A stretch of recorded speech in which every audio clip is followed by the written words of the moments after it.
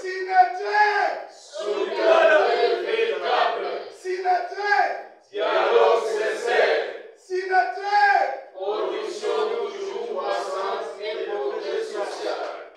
La formation est un processus entraînant l'apparition de quelque chose qui n'existait pas auparavant. Une session de formation syndicale de la Régie des eaux prit 3 jours dans la salle de réunion Sacré-Cœur située en ville, non loin du bureau administratif des territoires de Mbanza-Ngungu. Émile Losambe Pachi, secrétaire général adjoint syndicat en charge de la communication et formation des syndicats national des travailleurs de la Régie des eaux, Sinatreg en sigle. En même temps, directeur national de la communication de l'entreprise Régie des eaux. Dans la province du Congo central a commencé la formation à Mwanda, Matadi et aujourd'hui Mbanza-Ngungu.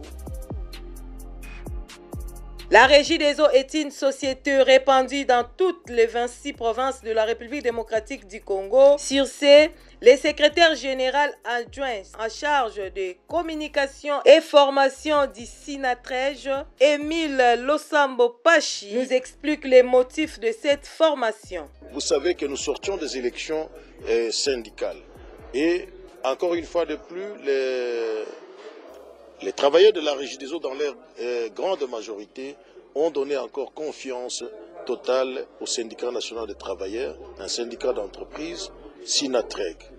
Alors, il était important, lorsque le délégué syndical est élu, lorsque le permanent syndical est formé, il est impérieux que l'employeur et les syndicats mettent tout ce qu'il faut en œuvre pour leur assurer une formation digne de cela, de manière à leur permettre d'avoir des outils qui doivent leur aider à pouvoir jouer pleinement son rôle. Parce que vous le savez, pour nous, Sinatreg, les mots maîtres, c'est quoi? C'est d'abord la productivité de l'entreprise. Parce que quand on a produit, qu'on peut prétendre aller maintenant chez l'employeur pour espérer négocier ou obtenir les avantages des travailleurs. Mais rassurez-vous, quand vous n'avez pas encore produit, vous pouvez beau parler. Où est-ce que l'employeur va aller trouver le moyen pour donner les avantages que vous recherchez pour le travailleur? Voilà pourquoi les délégués syndicaux devraient d'abord comprendre cela. Il y a aussi une autre grande mission qu'ils doivent comprendre, c'est la sauvegarde des emplois de tous les agents en Régie des eaux. Donc la production, la productivité est le mot maître. D'où il faut une paix sociale qui n'a pas de prix. Il faut pérenniser, maintenir cette paix sociale-là de manière à booster la productivité par un encadrement rationnel, efficient, n'est-ce pas, et très efficace des travailleurs, de manière à les ramener à booster la productivité au sein de l'entreprise. À remercier toutes les autorités et partenaires de la Régie des eaux de la République démocratique du Congo qui ont mis la main dans la poche pour la réussite de cette formation. Permettez-moi de remercier les autorités de l'entreprise qui, au quotidien, travaillent d'arrache-pied pour sortir la Régie des eaux de cette situation, les difficultés que nous traversons, de manière à davantage mieux servir notre clientèle. Vous savez, à la Régie des eaux, la clientèle est reine et l'abonné Régie des eaux est roi. C'est dans cette optique-là, l'eau c'est la vie et l'eau potable c'est la longue vie. C'est dans cette optique-là que David Chilumba, notre bien-aimé directeur général, et Jean Bosco Mwaka, Indele, notre bien-aimé directeur adjoint, et toutes les autorités de la Régie des eaux sont en train de travailler pour que la Régie des eaux devienne à l'horizon 2030 la meilleure société de distribution d'eau en Afrique. Et pour y parvenir, ils ont mis en place un vaste programme de transformation de l'entreprise. Et ce programme passe par 12 piliers, mais également 4 filiales. Et il y a un pilier très important, c'est la transformation culturelle. Vous le savez, il y a une grande dépravation de mœurs en RDC, dans notre société. Les vecteurs ou les causes sont innombrables. Mais chez nous également, il y a eu de vices, il y a eu de pratiques irrégulières qui ont fait qu'aujourd'hui, l'entreprise connaît des difficultés. Voilà pourquoi la transformation culturelle qui exige à chaque agent en Régie des eaux, où qu'il se trouve, d'adopter un nouveau comportement managérial. Et cette transformation culturelle repose sur la transparence, l'honnêteté inconditionnelle, mais également l'intégrité. Et voilà, donc, sur base de quoi nous sommes en train de travailler la main dans la main, nous les syndicats, l'intersyndicat de la Régie des eaux, la délégation syndicale nationale et l'ensemble des travailleurs pour que la Régie des eaux devienne encore plus meilleure demain pour le bonheur de notre clientèle, de notre population, mais également des travailleurs de la Régie des eaux. Nous remercions également le directeur régional Socrate Boniface Théodore Kabéangandou, qui, malgré les difficultés, a mis la main dans la pâte et a assisté le syndicat à nous payant quelque chose sur nos cotisations, les arriérés de nos cotisations syndicales, en nous donnant des facilitations qui ont permis de libérer les permanents et délégués syndicaux conformément à la loi pour qu'ils suivent cette session de formation.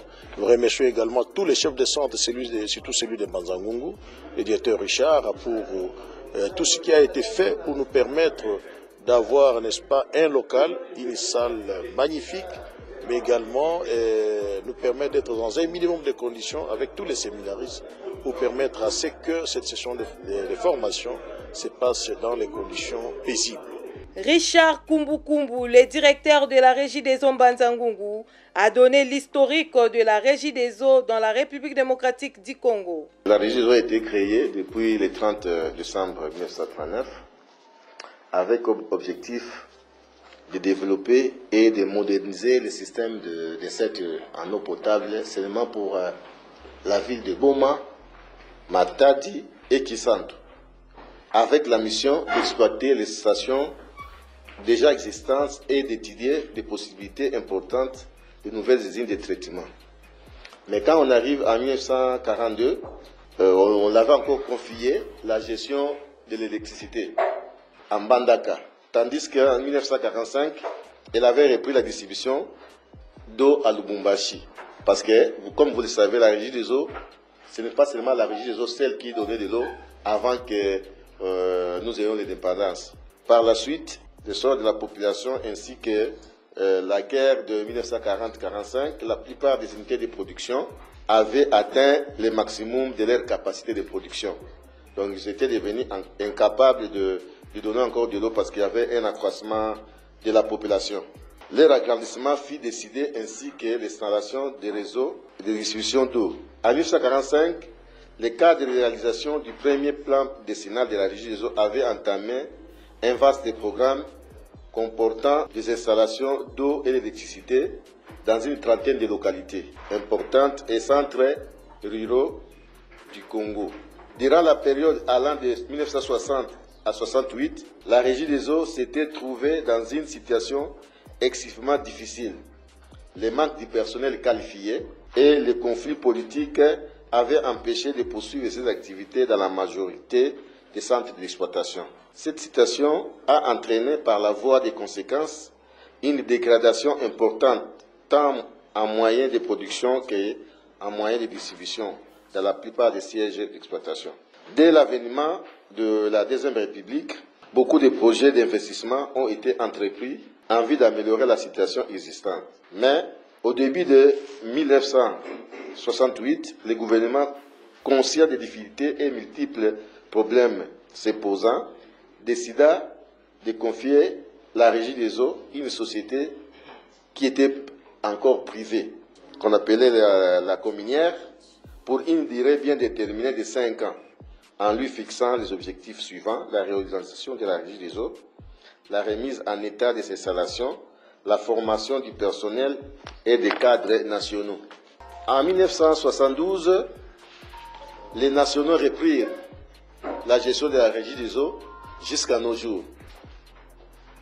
En 1978, le ministère de l'Énergie notifie à la Régie des eaux la décision de scinder le secteur de l'électricité à la SNEL et le secteur de l'eau est resté à la Régie des eaux. Cette opération, prévue pour la fin de cette même année, n'a pu se réaliser qu'au cours de l'exercice 1979, selon un programme de remise et reprise conçu par la SNEL et la Régie des eaux. Actuellement, la Régie des eaux assure la production et la distribution d'eau dans toutes les 26 provinces de la République. L'objectif social de la Régie des eaux, c'est toujours donner de l'eau à la population, mais elle était devenue une société commerciale. La nature de la Régie des eaux, c'est une société SA, donc société anonyme. Dotée de la personnalité juridique à SA, le seul financier ou grand partenaire de la Régie des eaux, c'est l'État lui-même. La direction générale est gérée par un comité de gestion qui est nommé par la présidence de la République. La Régie des eaux Mbanza-Ngungu est implantée depuis 1955. Cependant, en 1985, la coopération japonaise a y adopté pour la production d'eau potable. Dans cette occasion, le directeur de la Régie des eaux Mbanza-Ngungu, Richard Kumbukumbu, nous éclaire la lanterne. Centre de Mbanza-Ngungu. Émanant du souci, les gestionnaires tant politiques que ceux de la Régie des eaux direction générale de fournir de l'eau à la population ngungoise, c'est ainsi qu'en 1955, la Régie des eaux était déjà implantée dans la dite cité. En effet, il s'est tenu à Kinshasa, 17 au 11 février 1989, une conférence des bailleurs de fonds portant la décennie internationale de l'eau potable et assainissement. À la fin de cette conférence, la Régie des eaux a bénéficié d'importantes sommes d'argent destinées à l'extension de la desserte en eau potable dans les centres urbains et à l'alimentation en eau potable dans les milieux ruraux. Toujours dans le cadre de ce programme, le centre de Mbanza-Ngungu aura les bénéfices de la coopération japonaise en 1985, un montant de 1,5 milliard de yens sous forme de dons non remboursables comme contribution à l'exécution du projet d'extension de la desserte en eau potable dans la cité de Mbanza-Ngungu. Ainsi, en 1986, tous les travaux de renouvellement et de modernisation des équipements et de production, stockage et distribution furent achevés, année durant laquelle fit intervenir le démantèlement de l'ancienne usine appelée Kusukusu au profit de la nouvelle usine située à l'actuel Athénée au quartier Loma. Par ces travaux, de nouvelles extensions du réseau d'adduction d'eau potable furent réalisées dans les quartiers Loma, Christ-Roi, Kumbi et Sonankulu, ainsi que les deux camps militaires Ebeya et Ifatebel. La capacité de production prévue fut de 400 mètres cubes heure avec 8 forages, mais réduit à 250 mètres cubes heure avec 5 forages, en fonctionnement par le fait que 3 forages n'ont pas donné de bons résultats dès le départ au lancement des travaux. Actuellement, cette usine fonctionne avec une production de 200 mètres cubes heure pour 4 forages restants qui sont en bon état. Face à l'évolution démographique, amène la Régie des eaux à procéder au délestage pour la distribution de la population. Situation géographique. La Régie des eaux Mbanza-Ngungu, précisément l'usine de Loma, est située dans le quartier Loma, précisément au plateau de l'Athénée, à côté de l'Institut Kola, en allant de Kinshasa vers Matadi, à quelques mètres de la nationale numéro 1, non loin de la bifurcation, communément appelée Mwanakitsendi. Citation du personnel. Le centre de Mbanza-Ngungu regorge de 27 agents. Actuellement, 4 cadres de collaboration, 10 agents de maîtrise et 13 agents d'exécution. Difficultés du centre de Mbanza-Ngungu. 3 problèmes majeurs caractérisent l'alimentation en eau potable de la Régie des eaux Mbanza-Ngungu. Nous avons le déficit de la production, la vétusté très avancée des équipements de l'usine de production et du réseau de distribution d'eau potable. Alimentation en énergie électrique, SNEL de plus en plus perturbée. Usine de production. Comme nous l'avons dit, mise en service en 1986, l'usine de production exploite les eaux souterraines avec 4 forages contre 8. 3 forages hors service pour des raisons de tarissement et un forage en arrêt pour raison de coincement des tuyaux de l'entretien de puits. Ce forage pourra être récupéré par les efforts d'un agent communément appelé Soudeur International, M. Mayemba. La distribution d'eau au réseau se fait dans 2 zones de refoulement, à savoir la zone haute pression et la zone basse pression. Les tableaux de caractéristiques techniques des équipements se trouvent en annexe bord. Actuellement, l'usine fournit une moyenne journalière de 3800 mètres cubes, contre 9600 mètres cubes prévus lors de son installation. soit 40% de la provision, et la moyenne de production d'eau de ces 4 forages est de 225 mètres cubes par heure. Ces installations continuent à desservir la ville de Mbazangoungou avec une population actuelle avoisinante à 190 000 habitants. Données des statistiques retirées au service de l'état civil de Mbazangoungou au mois d'août 2023. La population étant pratiquement doublée, les besoins actuels en eau potable de la ville se mesurent à 24 000 mètres cubes jour. Données techniques se résument comme celle-ci, comme suivante. Capacité de production nominale. Normalement, nous devons être à 3 504 000 mètres cubes. Capacité fonctionnelle, nous sommes à 1 752 000 mètres cubes. Livraison au réseau. Arrêté au mois d'août, 956 598 mètres cubes. Nombre d'équipements de captage, 4.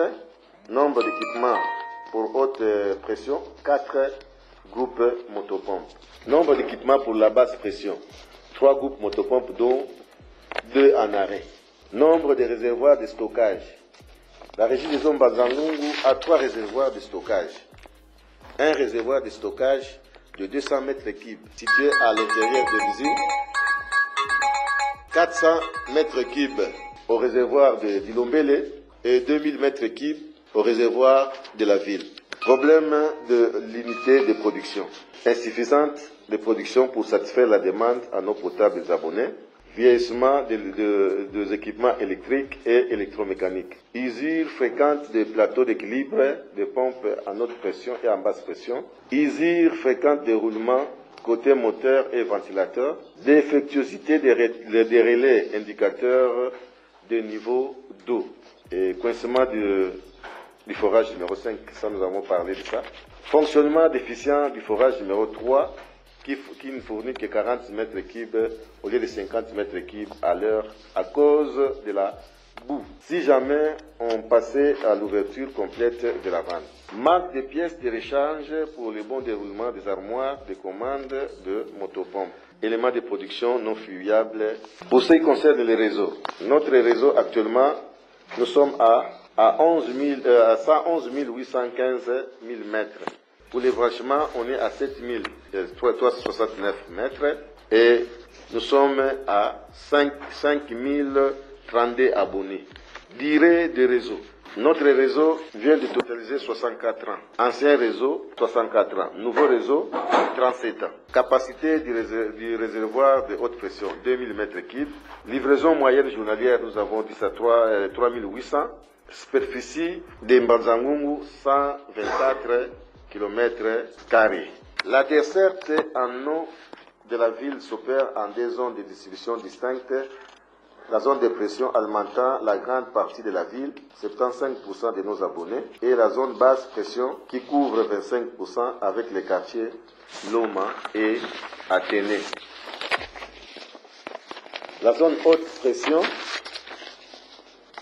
assure l'alimentation en eau potable de l'ancien réseau qui dessert les quartiers Nokiville, Sonankulu, Bisengomoka, Ngungu, Révolution, Kumbi et les camps militaires Ebeya et Fakebel, suivant les modes de distribution sectorielle grâce aux ventes de sectionnement de diamètre distinct. Par ailleurs, la présence de 2557 mètres de conduite en éternite qui dessert les avenues Tabora, une des plus longues avenues de Mbazangoungou, Foyer et une partie de l'avenue Kassavubu, tire encore le bas la qualité de la ville.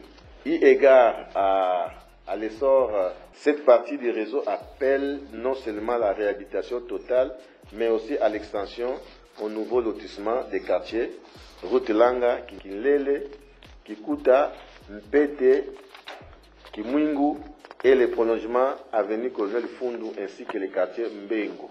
La basse pression alimente le nouveau réseau installé en 1986 ouvrant les quartiers Loma et Athénée. Celle-ci appelle la réhabilitation totale de l'extension des réseaux vers les quartiers Sainte-Marie, Kimbangu et Athénée, sans oublier Savlo. La desserte en eau potable, plus préoccupante qu'elle s'est faite dans le contexte de l'insuffisance de production et du vieillissement très avancé du réseau de distribution d'eau, se trouvant qui est plus un terrain à caractère érosif. C'est ainsi que le centre est en train de fournir des efforts pour remplacer plusieurs conduites afin d'améliorer tant soit peu le niveau de la desserte. À date du 31 décembre, le centre de Mbanzangungu a réalisé un taux de pourcentage de 82% sur l'ensemble des actions menées par rapport au recouvrement de la facturation récente, c'est-à-dire de 2023. Ainsi, nous sommes en train d'appeler les autres agents et surtout que nous venons d'avoir une formation en tant que membre de la délégation syndicale. On nous a expliqué l'importance de la délégation syndicale dans la survie de l'entreprise. Il serait important de retenir qu'un délégué doit être un partenaire important et incontournable de l'employeur pour la bonne marche de notre société appelée la Régie des eaux. Les participants très émis pour cette formation de mise à niveau qui va les aider désormais de mieux collaborer avec les employés. Qu'il nous soit permis de remercier de prime abord l'Éternel Dieu, le Maître des temps et des circonstances, pour la facilité qu'il a accordée à la réalisation de cette session de formation syndicale. En effet, syndicalistes que nous sommes, nous n'étions pas outillés en matière syndicale. Comme nos cris d'alarme ont motivé nos autorités syndicales, il a plu à ces derniers de proclamer une session de formation syndicale que nous venons de bénéficier durant 3 jours au Congo central en Mbanzangungu, où nous sommes suffisamment outillés en matière syndicale. En l'issue de cette session de formation, nous allons mettre en pratique les conseils, les matières et les procédures acquises au cours de cette session de formation pour que notre cher syndicat, nous citons Sinatreg, devienne encore plus fort et plus considérable dans notre entreprise Régie des eaux SA et montrer à tous les camarades travailleurs de quoi nous sommes capables. Nous souhaiterons voir dans les jours à venir l'organisation d'une autre session de formation plus grande que celle-ci pour hausser de plus en plus notre niveau syndical. Sur ce, nous remercions infiniment le directeur général de la Régie des eaux SA et son représentant directeur au Congo central, le DER, le directeur régional et pourquoi pas les vaillants formateurs pour avoir sacrifié leur temps pour cette session de formation. Ça c'est la 15e année, la délégation syndicale. Mais Zambala Yam, na du formation, na munsoka, ne tout ça la logique des choses, y'a tout kozwa. Toyaki pamba, mais kubima na biso tozo bima toza ya kotonda. C'est par là na lingina loba, koya na biso tozalaki lokola basoda o bakendaki bitumba. Batamboli na minduki ya pamba na kati masasi ezalaki te. Mais na nzela ya formation epesi biso masasi, epesi biso makasi ya koyeba lolenge nini esengeli to batela syndicat na biso, lolenge nini esengeli to défendre société na biso, lolenge esengeli to défendre droit o ezali po na biso ba agent to po na ba agent. En tout cas, je suis très contente pour ce que nous avons appris. Nous avons été très bien formés. Je demande à M. le directeur que de temps en temps, il faut venir nous former. Cette formation nous a été d'une importance capitale parce que tout au long de la formation, nous avions compris les soucis qui avaient animé nos aînés, nos prédécesseurs de créer ces syndicats maison. Parce qu'aujourd'hui, nous sommes dans un monde de compétition Et nous avions compris que les autres syndicats qui ne font pas partie de notre entreprise ne peuvent pas nous aider à ce que l'entreprise puisse évoluer. Et c'est comme cela que nous avions, nous aussi, compris que nous avons une grande responsabilité de protéger notre syndicat Sinatrec, qui est un syndicat maison. Et à l'issue de cette formation, nous avons tous les atouts possibles de non seulement mieux encadrer nos collègues travailleurs, mieux les défendre, mais aussi leur faire comprendre que les syndicats maison, c'est l'unique syndicat qui peut réellement nous permettre de continuer à conserver notre entreprise et aussi de permettre à nos enfants ou à nos membres de famille de continuer aussi à bénéficier du travail de la Régie des eaux. Pourquoi pas l'ensemble de la population? Parce que nous, si nous sommes aujourd'hui agents de la Régie des eaux, c'est parce qu'il y a eu des aînés, il y a eu des pionniers qui ont travaillé pour la sauvegarde de cette entreprise. Et nous aussi, nous promettons conserver la Régie des eaux à travers Sinatrec pour que nos générations futures puissent aussi bénéficier de la même chose. On était venus comme des tonneaux vides et nous sommes ressortis avec quelque chose qui peut nous aider à mieux défendre notre société et nos agents. Na sepeli makashi po oyo eza troisième mandat na josala na vice permanent. Na mona réunion moko boyete. Réunion na moni penza ke tinga ikitoko na dwi makambo ebele oyo tokote ya pe oyo bakolanda biso sima. Maintenant, nous sommes capables à défendre les agents avec la formation ici. Donc vraiment, c'est ça que j'allais dire. Donc nous sommes vraiment capables et puis de défendre, et puis de former aussi les autres. Au commencement, Dieu a créé les cieux et la terre était informe et vide. Et cette terre qui était informe et vide, c'était nous. Nous sommes arrivés ici, nous étions informes et vides. Et grâce à cette formation, nous avons suffisamment eu de la matière qui va nous permettre à mieux exercer notre tâche au niveau de notre délégation syndicale. Lorsque nous avons quitté nos entités respectives, nous sommes arrivés ici comme un serpent où on a coupé la tête. Donc on ne savait pas les obligations que nous avions sur notre syndicat, comment on pouvait le gérer. Mais à l'issue de cette formation, que nous venons de parcourir pendant 3 jours, sincèrement, nous sommes très outillés. Les participants ont bénéficié plusieurs modules dans cette formation. Émile Pachi nous explique. La session de formation, c'est une première que nous organisons et a été axée sur le module de base. Il y a d'abord la législation nationale et internationale du travail. Vous savez que le monde que nous vivons aujourd'hui est organisé après la Deuxième Guerre mondiale. Elle est organisée en Nations Unies avec le Conseil de sécurité des Nations Unies. Et les Nations Unies ont des branches spécialisées qui traitent des problèmes internationaux dans tous les domaines. Et dans le monde du travail, nous avons l'Organisation internationale du travail et qui pondent des normes maintenant de gestion, les normes du travail dans le monde du travail, c'est-à-dire les dispositions légales applicables sur le plan international. À part cela, vous venez dans notre pays, il y a aussi des dispositions légales que les syndicats doivent connaître parce que leur travail, ils le font sur base de dispositions légales et réglementaires. Ils ne le font pas sur base de n'importe quelle disposition.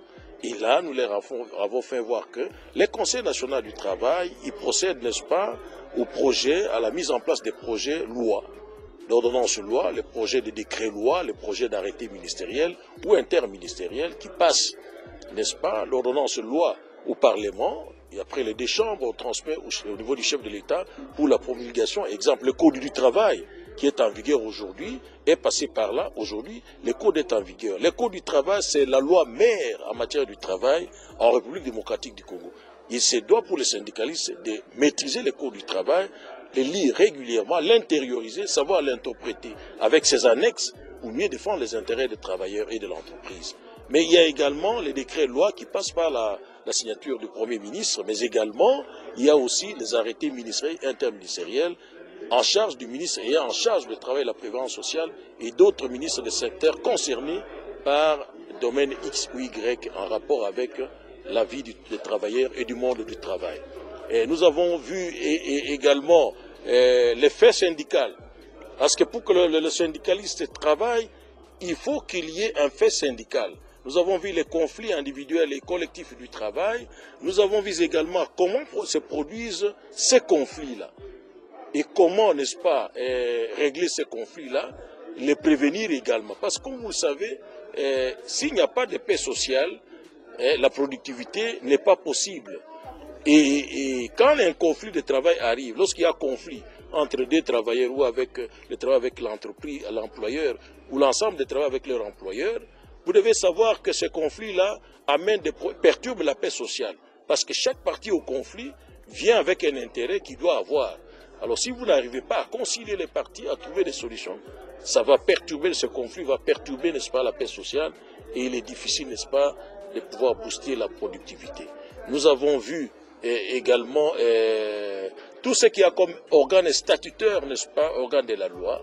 Nous avons vu l'inspection du travail, on a vu le Conseil national du travail, nous avons vu l'Office national de l'emploi également, on a vu tous ces organes-là, nous avons vu les lois également dans les entreprises après le Code du travail. C'est la convention collective, comme vous le savez, c'est un accord écrit qui est négocié entre le parti dans une entreprise et qui devient maintenant la loi des partis.